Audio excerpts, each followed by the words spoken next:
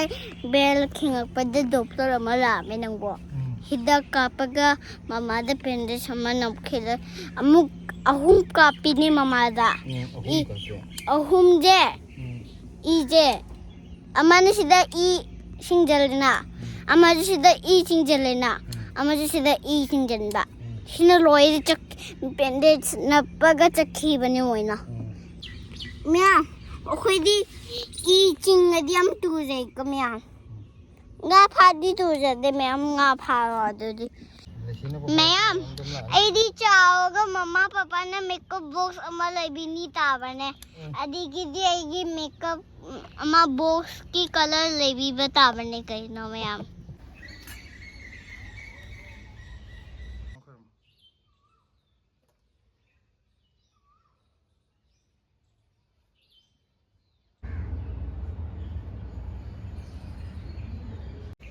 Good morning, ma'am. Mayam ngasi mathakta kakhale hojik yam ngalli ko hojik ngan thorok pada ngai ri khara poche ngasi di kano tok doini na haidi khoi gi business day ai tare ko pojon ban min ina kano tore mathakta kakhale adu silaju hojikan masa kitang nuai te na mang hak tang le kakhalo ai han he amage na ai han kakhale mang hak tang pothauri adu horen ma kano toragana ma kakhatpa yaragana kakhatle yadragana aina ayamba hegena ngasidi ngasina mu kharang nganna ngasaidagi ngan thorakpa ngaibani hojik mi amta yahounadri adugi poche sat nganlingai da khara hekto ogena aduga horenga halegadi selagi jumagi blood sample ka kai lobo lakani test tok thongna na ba adigi mi amu laki moi laktringai di yaringai loisaloge na khogi yumdagi sample lahun bado do tor tawge na tawni mama saje kitang nuai te na hujukan ado kanu tawrage poche hechen sasat hawrage natradi matam je thingin gini ai tondana ayam sum tor ka dini na ko adi ma horan ngamdragadi magonda kanu tawdu nuai ren adi mayam kanu tawrage ai he pa hujalage mayam sawri je ngasi kayam thoktu no khangde adu yengage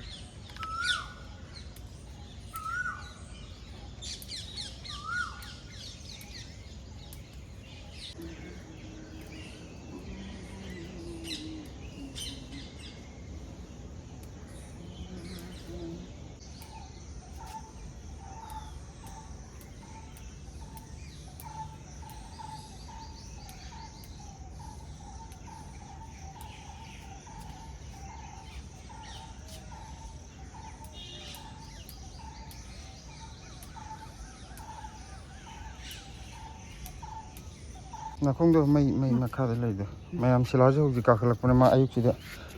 prap lak sida ngauri mai de nation ge toy mai re te na te masagi kaino kangmai khu yerum maku na sa ka mai to hoji adi kopi kain to tawrakri adi lukham ge he thawra adi kuina thang ngamdaba khangde ngaksin na boy bagi mane adune mayam ibani poche makha tabjam ta sasat loisalake amengo ngasi jo muk sauri ja maru sinan kokthok pire among uki wonna bana dina jairak pada ado nong thara adi phan dum jong thore ba nong tak tarak pa ngai loire son gi jasi yang meyangi kona na bana da koi maru kok kan he mane magi yon bagi paisa du di lai thokra dana mayam la aga phangna dana chakhi bagi nuai taba ma pahobu do adu do nena sathi ha yam nuai taba feel to ho aduga mayam yum lom dagi tharake na facebook ta so dum haire ebo ko hadi adugi khudong sa badu ma khoi lawjar hadi akoina tawning da bagi na taba adudi yam chaw thokra ni mane poto dukan su mayam am lei ada akoina tawjari sina akoi terrace sida khara thajabado mayam da sum khara sum taw adi da problem ma la ka dui je atai na te bo mayam na di sidai da kaino di poche खुदम मोइना अखोइना सौगी जे packet यांखैदी योले नत्र हवाजाजी यांखैदी योले खलजे इंजांग नापिगी ओरजु दिल्ली ददी याम तांगबनिना युमददी होंगबनिना थारकपदा सिदा याम कानागद्रान हाइबदो होय खितंगबुदी तोंथोक तोंजिनदी दम तौनी अदु ओरगजु पोतसे थाबदा याम तांगेको अथामनेबे याम लुरिजे पोत योनबददी अराइबनेबको अदु दुम लैगरे अदु दुमजु ओइरे अदुगा अखोइगी जिदी नोंमा कनो तौबदा सुम मयामगा पुनबा अखोइगी यूट्यूब फैमिलीगा पुनबगी नुंगाइबो ओइना सुम तौजबने तसेंगना अखोइना पूरा पोत योलगा कनो तौगे खोटके नत्रगा सुमाइना पूरा परमानेंट ओइना तौबगी वाफम जु कछु केमता लैते अखोइदी खितंग खुदोंग चाबा नुमित अमा इंजांग नापी खितंग मरांग काइरकपा नत्रगा हवाइजा लोनबा नुमित मयामदा अदुमाइन तौजेना तौरकपनिना हाइदी मयाम युमदगी कॉन्टेक्ट अमा लैगरगदी हाइदी चांग नाइना लौदबा यारोइदोबा अदुगी थबकतो आइनाजु ममांगीदजु हाइजगरे आइदी तसेंगना आइगी थबकते यामना चिनजबनिना सिलानाजु अदु पुबा ngam आइदी अदुदा केमता माइ ओनजनबा ngam सिदैदा ngahak सिलागी वीडियो दा आइना ngahak यावबा अदगी युमगी थबकता सुंग ngahak mateng pangba सुटी नुमिता खोगी टेरेस गार्डनिंग जे सुम यावबा खोटपा अदु खक्तनिको अदु नतना पुरा आइना माइ ओनजले यावबजु ngam अदुगा थादोक थाजिनदा पैसाजु याम चंगकनी पैसा चंगबा खक्ता नतना अदुदुगी थबक ओइनाजु यामना चंगकनी मी चंगकनी अदुदुगी अखोइना ngam अखोइना ngam पोता मयामदा यानी यानी हाइजलुरगा हयेंग मयामनाजु करी हाइता पेलो ओइदोबो याव ओइरकनी हबा अदुदुना अदुमगी कनोदुदी मयाम पोत थारके कनो तौजी खोचे युमलमदगी थारके हाबदुमती खितंग फरक तादो माले मणिपुरदजु अखोइ मणिपुर दिल्लीदजु मणिपुरी शॉप याम लैको अदुगा मोइगो ओइना कांटेक्ट तौबिरो मोइगिदी परमानेंट ओइना पूरा प्रोफेशन दु दुकान ओइना फमगा लैबा मयाम लैयबा अदु ओइरगदी याम फरनी अदुगा अखोइगी ओइना दि मदु खितंग फरक तानी हाइदी अनिरक नत्रगा अमुगलक मागी मतंग दुगी वाना अदुमाइना सुम तौबे वानी अदुमाइना मतम लेपगा लेपदु नतेबा अदु तसेंगना अखोइगिदी पोत जोनगे हारदी सिदा मयामदगी पोती एगा हेता मयामजु फंगनबो तौबुदो अदु खकिजु नते मयामना अखो सिदा लाक्पिरिजि हेता पोत यामे अदु तौवे हाबगी कइसुजु नतेबुको सुम मयाम नुंसिबिबगी अदगी अखोइगी यूट्यूब की फैमिली मेंबर ओइबगी मयाम सुम पुनबगी नुंगाइबगी ओइना अदोनगिदा सुम लाक्पिबे वानी तसेंगना पोट खक लैबै दमक्तोरदी सिदैदा हुजिक मसिंग खंगदना मणिपुरी शॉप मयाम अमा लै इंजांग नापी योनबा युमगे इंजांग नापी योनबा अदुदगी अदुम लैगिनी मरांग कायबनिना लोइना सुनबा फंगे अदो अखोइगी सिददी कयिमतजु यावपोनते अदु ओरगजु सुम मयाम नुंसिबगी मयाम पुनबगी मोंगदो ओइना सुम लाक्पिबै वानी अदुदुना अदो अखोइना सि हाइजयना ngसागी कनो तौबदो मयाम वारौबिगनो कंडीशन जिनाने खितंग फरक ताबगी अदो होय तुंगदा करीदा अखोइना कांटेक्ट तौरगा मी अतोपना अदुमाइना अखोइ योनबिगे खोटबिगे कायना हायरक मी लैरगदी अखोइ अदुम हाइजरके अदो होजिक सौरी जे मरु पुंको को अबनिना मखा ताबा सौरी की थबक लोइरे मयांग तोन हेगला अगे अदुगा नाकुपिगा यामना मतम चंगदिजे याय नाकुपि जे हाना तौर सौरी लोइग्रबनिना कनो अमुक तौरे करियबा नाकुपि अमुक नाकुपिगी टर्न अमुक तारे नाकुपी जे मयाम हेक्ता खुफम तौगदौनी योंगना नहान नाकुपी मथकिदा फम इरोइ लेरमबदगी सलाखे साबने अदु ओरगजु हंदक नोंग खरा तारपदु फुगलकप यम खरा फावने माने अखोइ स्विमिंग पूल दा इरोइबदो अदुगी टाइप नि मोयना सिदैदा पुरा मथकिदा फमगा नै लेरमिने तौरिये तोंग फजरेदा ननुमितुदा हाइरमे दुगा नुंगालगा हेक्ता सलाख साबा नोंग अमुक तारमद्रदी सी फिबम जे यौरो सौग्री खंगदे अमा माने नोंग खितंग ताबिरमबदुगी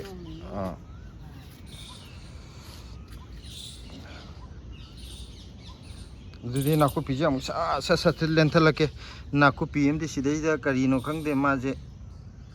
ngakchang ngangjalaga mathwai tharage na khallabra kaino adudadi aina mayang turin thajanman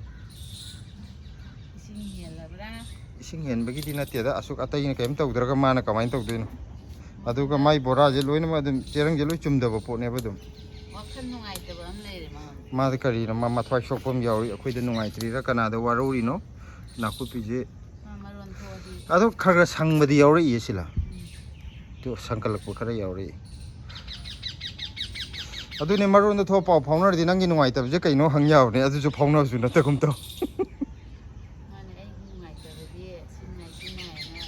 यें थोरा माने दि अखैना तब दे बाइ येंगी येंगी गो खुजो माने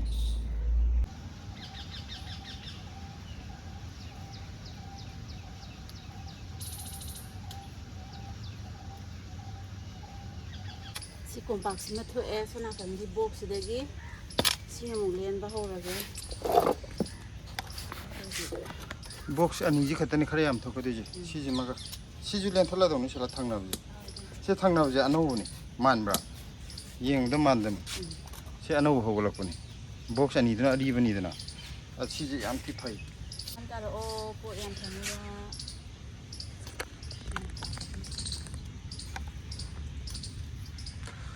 ꯅꯣꯡ ꯍꯥꯏꯕ꯭ꯔꯥ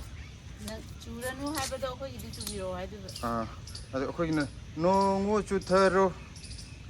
ꯂꯥꯡꯗ꯭ꯔꯩ ꯃꯇꯣꯟ ꯊꯨꯝꯍꯠꯂꯣ ꯁꯤꯂꯥꯒ ꯕꯁꯟꯇꯒ ꯁꯤꯂꯥꯒ ꯀꯀꯥꯒ ꯇꯧꯊꯔꯣ ꯑꯝꯇ ꯏꯔꯣꯏꯔ ꯆꯠꯀꯦ ꯅꯥꯀꯨꯞꯄꯤ ꯀꯩꯅꯣ ꯑꯃ ꯀꯣꯝꯄꯥꯛ ꯑꯃ ꯍꯦꯛꯄ ꯂꯣꯏꯈ꯭ꯔꯦ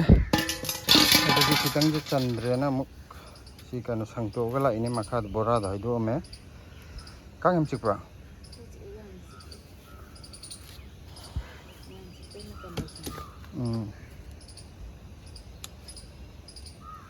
ꯂꯣꯏꯗꯤ ꯂꯣꯏꯁꯤꯜꯂꯛꯀꯗꯣꯔꯦꯀꯣ ꯅꯥꯀꯨꯞꯄꯤꯗꯤ ꯑꯗꯨ ꯍꯦꯛꯑꯒ ꯃꯌꯥꯡꯇꯣꯟꯅ ꯂꯣꯏꯔꯅꯤ ꯅꯠꯇ꯭ꯔꯥ ꯑꯇꯩꯗꯤ ꯀꯩꯁꯨ ꯀꯨꯏꯔꯣꯏꯕ ꯀꯩꯅꯣ ꯍꯪꯒꯥꯝꯗꯨꯁꯨ ꯖꯣꯔꯣ ꯖꯣꯔꯣ ꯐꯨꯛꯄ ꯌꯥꯔꯅꯤ ꯃꯌꯥꯡꯇꯣꯟꯁꯤꯗꯅꯤ ꯈꯨꯠ ꯈꯔ ꯆꯪꯗꯣꯏꯁꯦ ꯀꯩꯅꯣꯒꯤ ꯌꯦꯟꯗꯦꯝꯁꯤꯕꯨꯗꯤ ꯑꯃꯨꯛ ꯒ꯭ꯔꯣ ꯒ꯭ꯔꯣ ꯍꯦꯛꯄ ꯌꯥꯔꯅꯤ ꯃꯌꯥꯡꯇꯣꯟꯁꯦ ꯑꯝꯇ ꯀꯛꯂꯛꯈꯤꯒꯦ ꯄꯜ ꯂꯧꯈ꯭ꯔꯦ ꯁꯤꯗꯩꯗ ꯃꯥꯏ ꯃꯥꯔꯀꯥ ꯑꯃ ꯊꯝꯃꯝꯃ ꯆꯠꯈ꯭ꯔꯦ ꯃꯥꯔꯛ ꯍꯥꯏꯕꯗ ꯃꯥꯔꯀꯥ ꯍꯥꯏꯗꯣꯏꯅꯦ ꯊꯥꯏꯅ ꯃꯥꯔꯀꯥ ꯑꯃ ꯊꯝꯃꯝꯃ ꯆꯠꯈ꯭ꯔꯦ ꯁꯦꯝꯄꯜ ꯂꯧꯔꯒ ꯑꯩꯈꯣꯏꯒꯤ ꯍꯣꯝ ꯀꯩꯅꯣ ꯇꯧꯔꯅꯤ ꯍꯥꯏꯗꯤ ꯀꯩꯅꯣ ꯚꯤꯗꯤꯑꯣ ꯂꯧꯍꯧꯕꯒ ꯚꯥꯞ ꯑꯣꯏꯍꯧꯗꯦꯗ ꯐꯔꯦ ꯃꯊꯛꯇ ꯑꯃꯨꯛ ꯀꯥꯔꯁꯤ ꯁꯤꯗꯩꯗ ꯌꯥꯍꯧ ꯊꯦꯡꯕꯤ ꯑꯩꯈꯣꯏ ꯍꯦꯔꯣꯏꯟꯗꯣ ꯍꯧꯒꯠꯂꯛꯑꯦ ꯃꯥꯗꯤ ꯌꯥꯍꯧꯁꯦ ꯇꯞ ꯇꯥꯅ ꯊꯦꯡꯉꯦ ꯄꯨꯡ 9 ꯇꯥꯔ ꯍꯧꯒꯠꯂꯛꯑꯦ ꯑꯩꯈꯣꯏꯗꯤ ꯄꯨꯡ 5 मखाꯏ ꯇꯥꯗ꯭ꯔꯤꯉꯩꯗꯅꯦ ꯍꯧꯒꯠꯂꯤꯁꯦ 5 खितंग हेलक्पदा मसक अमते येंगे याहू थेंग बेंगांग मसक अमते येंगे लोट खरे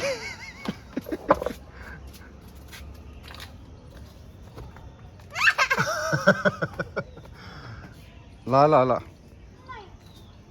पापा फागी दौनी लाओ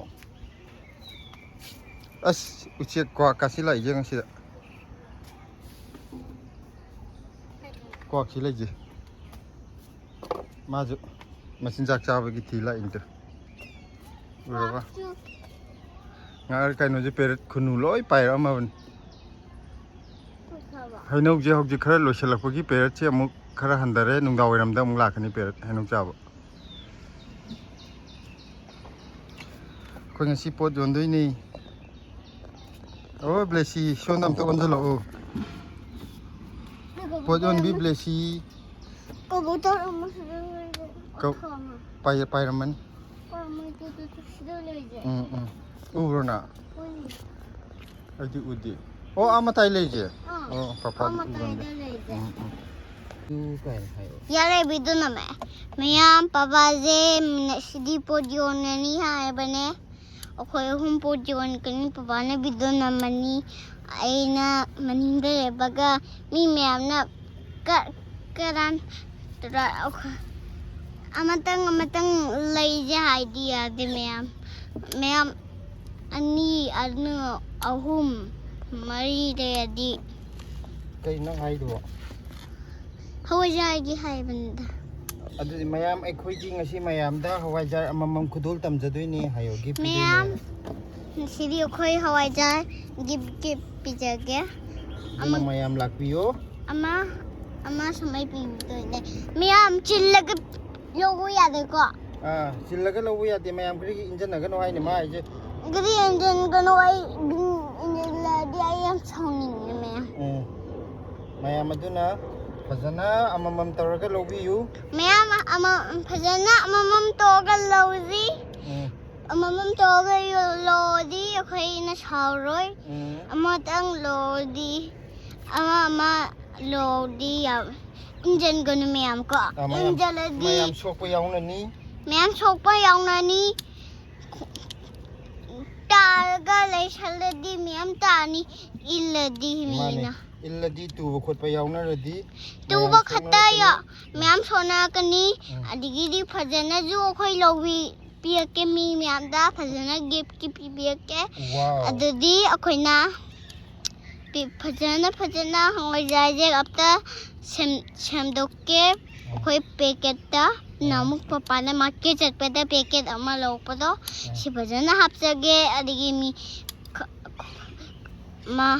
ꯈꯥꯎꯗ ꯍꯥꯞꯄꯒ ꯄꯨꯔꯛꯑꯒꯦ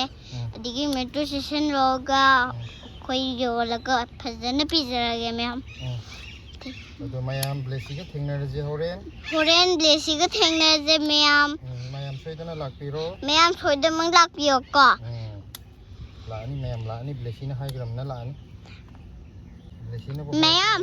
ꯑꯩꯗꯤ ꯆꯥꯎꯔꯒ ꯃꯃꯥ ꯄꯄꯥꯅ ꯃꯦꯀꯞ ꯕꯣꯛꯁ ꯑꯃ ꯂꯩꯕꯤꯅꯤ ꯇꯥꯕꯅꯦ ꯑꯗꯒꯤꯗꯤ ꯑꯩꯒꯤ ꯃꯦꯀꯞ ꯑꯃ ꯕꯣꯛꯁꯀꯤ ꯀꯂꯔ ꯂꯩꯕꯤꯕ ꯇꯥꯕꯅꯦ ꯀꯩꯅꯣ ꯃꯌꯥꯝ ꯂꯩꯗꯣꯏꯅꯦ ꯆꯥꯎꯔꯒ ꯃꯦꯀꯞ ꯕꯣꯛꯁ ꯑꯃ ꯑꯗꯒꯤꯗꯤ ꯃꯦꯀꯞ ꯕꯣꯛꯁ ꯑꯗꯒꯤ ꯀꯂꯔ ꯇꯧꯅꯕꯒꯤ ꯕꯣꯛꯁꯇꯣ ꯀꯂꯔ ꯇꯧꯅꯕꯒꯤ ꯕꯣꯛꯁ ꯅꯨꯄꯥꯁꯨ ꯄꯣꯛꯄꯅꯤ ꯇꯨꯏꯁꯟꯗ ꯅꯨꯄꯥꯅꯁꯨ ꯄꯣꯔꯛꯑꯦ ꯚꯩꯌꯥꯅꯁꯨ ꯄꯣꯔꯛꯑꯦ ꯄꯣꯔꯛꯑꯦ ꯎꯅꯨꯛꯇꯃꯦ ꯚꯩꯌꯥ ꯃꯦꯝꯀꯤ ꯅꯠꯇꯦ ꯗꯦꯗꯤꯛꯀꯤ ꯌꯨꯝ ꯈꯪꯉꯦ ꯍꯥꯏꯕꯗꯣ ꯁꯤꯗꯅꯦ ꯃꯥꯅ ꯅꯍꯥꯟꯃꯨꯛ ꯑꯩꯈꯣꯏ ꯑꯅꯤ ꯊꯤꯟꯕꯤꯕ ꯆꯠꯄꯗꯣ ꯚꯩꯌꯥ ꯗꯗꯥ ꯁꯤꯗꯅꯦ ꯃꯌꯥꯝ ꯉꯁꯤꯗꯤ ꯑꯩꯈꯣꯏ ꯄꯄꯥꯁꯦ ꯄꯣꯠ ꯍꯦꯛꯏ ꯑꯩꯗꯤ ꯁꯤꯗ ꯐꯝꯃꯒ ꯂꯩꯔꯤ ꯑꯩ ꯌꯥꯝ ꯋꯥꯕꯒꯤ ꯅꯪ ꯀꯩꯗꯧꯕꯗ ꯋꯥꯔꯤꯅꯣ ꯀꯥꯈꯠꯂꯛꯀꯣ ꯑꯩ ꯉꯁꯥꯏ ꯕꯦꯜ ꯈꯤꯡꯉꯛꯄꯗ ꯗꯣꯛꯇꯔ ꯑꯃ ꯂꯥꯛꯑꯝꯃꯦ ꯅꯪꯕꯣ ꯍꯤꯗꯥꯛ ꯀꯥꯞꯄꯒ ꯃꯃꯥꯗ ꯕꯦꯟꯗꯦꯖ ꯑꯃ ꯅꯞꯈꯤꯗ ꯑꯃꯨꯛ 3 ꯀꯥꯞꯄꯤꯅꯦ ꯃꯃꯥꯗ ꯑꯍꯨꯝꯁꯦ 이제 아마는 시다 이 싱절나 아마도 시다 이 싱절나 아마도 시다 이 싱절나 시는 로이드 짝 밴데지 나빠가 짝히버니 뭐이나 까지 도된 시버 ꯃꯃꯥꯒꯤꯅꯦ ꯑꯌꯣ ꯅꯥꯕꯗꯣ ꯆꯦꯛ ꯇꯧꯗꯣꯏꯕ ꯀꯩꯗꯧꯕꯩ ꯅꯥꯔꯤꯅꯣ ꯍꯥꯏꯗꯣ ꯌꯦꯡꯅꯅꯕ ꯃꯌꯥꯝ ꯃꯃꯥꯁꯦ ꯀꯩꯒꯤꯅꯣ ꯅꯥꯏꯁꯦ ꯆꯦꯛ ꯇꯧꯕꯅꯦꯀꯣ ꯃꯌꯥꯝ ꯑꯗꯒꯤꯗꯤ ꯆꯦꯛ ꯇꯧꯕꯗ ꯀꯩꯅꯣꯝ ꯌꯥꯎꯕ ꯃꯥꯜꯂꯤ ꯍꯥꯏꯕꯅꯦ ꯑꯗꯒꯤꯗꯤ ꯏ ꯃꯌꯥꯝ ꯌꯥꯎꯃꯦ 이 3 ꯂꯧꯊꯣꯔꯛꯏꯅꯦ ꯅꯪꯕꯣ ꯃꯌꯥꯝ ꯑꯩ ꯌꯥꯝ ꯇꯨꯖꯩ ꯃꯌꯥꯝ ꯁꯨꯃꯥꯏꯅ ꯇꯧꯕꯤꯒꯅꯨꯀꯣ ꯃꯌꯥꯝ ꯑꯩ ꯌꯥꯝ ꯇꯨꯖꯩ ꯃꯌꯥꯝ ꯁꯨꯃꯥꯏꯅ ꯇꯧꯔꯗꯤ ꯑꯩ ꯌꯥꯝ ꯇꯨꯖꯩ ꯅꯣꯏꯁꯨ ꯇꯧꯅꯨꯀꯣ ꯅꯪꯁꯨ ꯃꯌꯥꯝ ꯇꯧꯅꯨꯀꯣ ꯑꯩ ꯌꯥꯝ ꯇꯨꯖꯩ 이제 I am tuzay 이제 미암 이제 코이나 투즈라디 까리 까나바 레이도 이제 미암 코이디 이 징가디 am tuzay 까 미암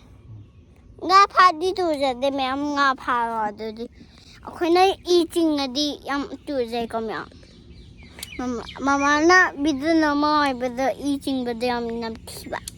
ꯑꯗꯨ ꯅꯝꯍꯧꯗ꯭ꯔꯦꯕ ꯍꯥ ꯃꯃꯥ ꯀꯧꯔꯦ ꯁꯪꯒꯣꯝ ꯊꯣꯛꯂꯛꯑꯣ ꯏꯁꯤꯡ ꯊꯛꯇꯣꯛꯎꯔꯣ ꯆꯪꯉꯣ 이싱 타에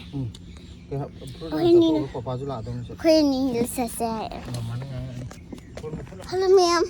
시디 오케이 꿈마가 브레이크파스트 아토니 아디디 오케이나 브레이크파스트 짜로 빼가 오케이나 하지 꿈미세 브레이크파스트 짜가 로에가 소금 타니 아디기디 오케이나 tum 오케이나 포토블 로에가 장 통하니 아디기디 코이 이루 퍼제나 토가 브레스토니 아디기디 오케이 tumani tum hogolapda hoja yonbagi packing am toni aligidi amuk chalani ma'am amuk chathuk ma'am isla ulke ma'am sila jo ulke ko ma'am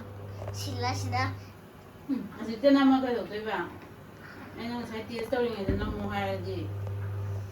ma'am sila di mama full time ko 너 시장 하나 또 오나 파디라 그러더라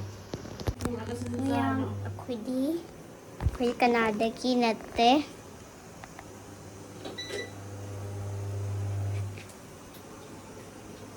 빵가울로 아마망 칵라 이게 기노 불러불러불러 우야들어 하하 파파주 라크니 하이바네 ꯃꯌꯥꯝ ꯀꯥꯁꯦ ꯑꯝꯇ ꯆꯪꯉꯛꯀꯦ ꯀꯣ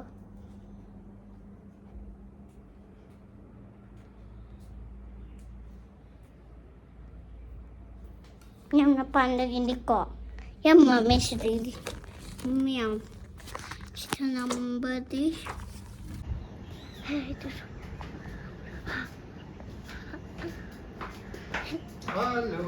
ꯃꯥꯒꯤ ꯆꯄꯜꯁꯦ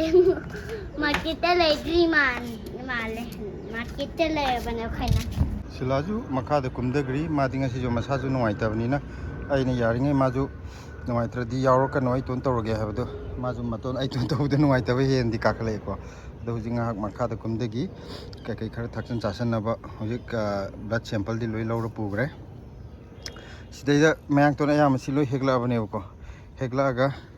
ꯁꯤꯗꯩꯗ ꯍꯦꯛꯄ ꯋꯥꯠꯄꯁꯤꯗ ꯃꯥꯏ ꯍꯌꯤꯡ ꯈꯨꯏ ꯃꯥꯟꯕ ꯃꯆꯥꯁꯤ ꯁꯤ ꯃꯌꯥꯝꯁꯦ ꯁꯤꯗꯩꯗ ꯑꯣꯝꯖꯜꯂ ꯂꯩꯔꯤꯁꯦ ꯌꯦꯡꯉꯣ ꯑꯇꯩꯁꯦ ꯃꯄꯥꯟ ꯁꯥꯠꯄꯈꯩꯗꯣ ꯑꯩꯈꯣꯏꯅ ꯂꯣꯏ ꯍꯦꯛꯈꯤꯕꯗꯨꯗ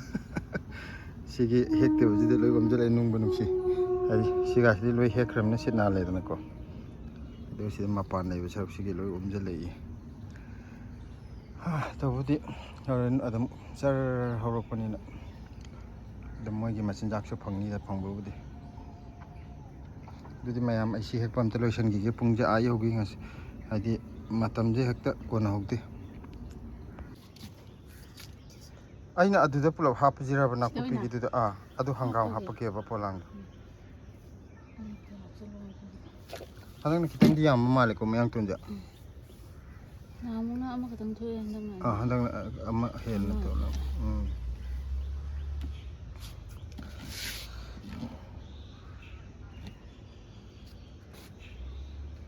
ꯌꯥꯔꯦ ꯅꯪ ꯍꯪꯒꯥꯝꯁꯦ ꯀꯩꯅꯣꯁꯦ ꯍꯦꯛꯂꯛꯑꯣ ꯀꯔꯤꯕ ꯌꯦꯟꯗꯦꯝꯁꯦ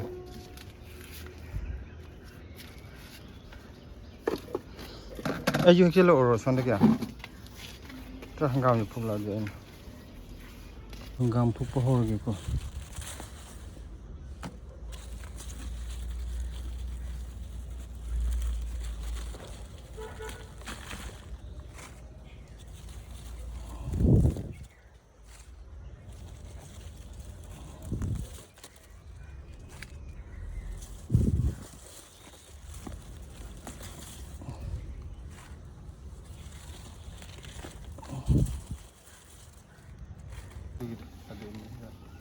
ꯑꯍꯨꯝ ꯂꯩꯍꯧꯔꯗꯤ ꯌꯥꯔꯦꯕ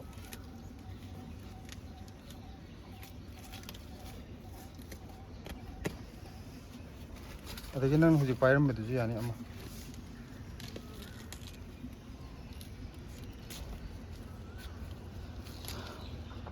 ꯌꯦꯟꯗꯦꯝ ꯍꯦꯛꯄ ꯂꯣꯏꯔꯦ ꯑꯗꯨ ꯍꯦꯛ ꯂꯣꯏꯔꯦ ꯅꯪ ꯀꯨꯝꯊꯔꯣ ꯑꯇꯩ ꯑꯩ ꯄꯨꯊꯔꯛꯑꯒꯦ ꯃꯌꯥꯝ ꯁꯤꯗ ꯂꯩꯔꯦ ꯉꯁꯤꯒꯤ ꯀꯔꯤ ꯍꯥꯏꯇꯥꯔꯦ ꯈ꯭ꯋꯥꯏꯗꯒꯤ ꯗꯥꯎ ꯌꯥꯕ ꯃꯤ ꯈꯟꯕꯗꯣ ꯁꯤꯗꯩꯗ ꯂꯛꯀꯤ ꯗ꯭ꯔꯣ ꯑꯣꯏꯅ ꯁꯤꯗꯩꯗ ꯈꯟꯖꯔꯒꯦ ꯍꯪꯒꯥꯝꯁꯦ ꯐꯗꯤ ꯐꯖꯕꯅꯤ ꯃꯌꯥꯝ ꯃꯇꯝ ꯅꯠꯇꯕꯒꯤꯅꯤ ꯁꯤ ꯃꯅꯥ ꯃꯇꯣꯟꯗ ꯈꯤꯇꯪ ꯉꯧꯕ ꯈꯣꯠꯄ ꯌꯥꯎꯔꯤꯁꯦ ꯅꯨꯡꯁꯥ ꯁꯥꯕꯒꯤ ꯀꯩꯅꯣ ꯇꯧꯔꯤꯅꯤꯀꯣ ꯍꯥꯏꯗꯤ ꯀꯥꯊꯦꯛꯏꯅꯤ ꯀꯔꯤꯝꯇ ꯇꯤꯟ ꯆꯪꯕ ꯈꯣꯠꯄ ꯀꯔꯤꯝꯇ ꯅꯠꯇꯦ ꯑꯗꯣ ꯍꯧꯖꯤꯛꯇꯤ ꯃꯇꯝ ꯅꯠꯇꯕꯅꯤꯅ ꯌꯥꯝ ꯋꯥꯅ ꯊꯥꯖꯕꯅꯤ ꯀꯩꯁꯨ ꯀꯥꯏꯗꯦ ꯃꯥꯅꯤ ꯐꯔꯦ ꯁꯤ ꯀꯩꯀꯩ ꯄꯣꯠ ꯍꯦꯛꯄꯗꯨ ꯎꯠꯂꯛꯀꯦ ꯃꯌꯥꯝ ꯁꯤꯗꯩꯗ ꯌꯦꯟꯗꯦꯝꯁꯦ ꯁꯤ ꯍꯦꯛꯑꯦ ꯉꯁꯤꯒꯤ ꯃꯀꯥꯗꯤꯈꯔ ꯄꯤꯛꯇꯛ ꯇꯧꯋꯦ ꯅꯨꯡꯁా ꯁꯥꯕ ꯃꯇꯝꯅꯤꯅ ꯍꯧꯖꯤꯛ ꯀꯥ ꯍꯦꯟꯅ ꯆꯥꯎꯗ꯭ꯔꯤꯀꯣ ꯑꯗꯒꯤ ꯍꯪꯒꯥꯝꯅ ꯁꯤꯗ ꯂꯩꯔꯦ ꯉꯁꯤꯒꯤ ꯁ꯭ꯄꯦꯁꯦꯜ ꯑꯥꯏꯇꯦꯝ ꯌꯦꯟꯗꯦꯝꯁꯦ ꯑꯆꯧꯕꯁꯦ ꯃꯆꯥꯁꯨ ꯃꯤꯛꯁ ꯇꯧꯔꯦ ꯍꯥꯏꯇꯥꯔꯦ ꯑꯗꯨꯒ ꯁꯤꯗꯅ ꯁꯧꯒ꯭ꯔꯤ ꯂꯩꯔꯦ